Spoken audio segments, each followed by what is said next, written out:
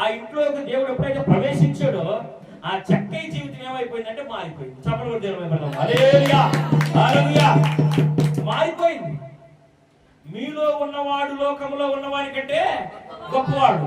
లోకములో ఉన్నదంతా మూటలు కట్టి ఇంట్లో పెట్టాడు. చెప్పాలి, చక్కయ్య ఏం చేశాడంటే లోకములో ఉన్నదంతా ఇంట్లో పెట్టాడు. లోకంలో ఉన్నదంతా తీసుకొచ్చి మనసులో ఆ మూలని ఈ మూలని ఒళ్ళంతా నింపేశాడు. నింపాడా నింపలేదా? సందు లేకుండా నింపాడు. ఎప్పుడైతే దేవుడు వస్తున్నాడని తెలుసుకున్నాడు, ఇల్లంతా శుభ్రం చేయడం మొదలు పెట్టాడు. మెల్లగా దేవుడు ఇంట్లోకి ప్రవేశించాడు. ఇంట్లో ఉన్న పాశంతా తీసుకొచ్చి, ఇంట్లో ఉన్న పనికి మారినంత తీసుకొచ్చి బయట పారపోసాడు. సాక్ష్యం ఇస్తున్నాడంట. ఏమని చెప్పాలి?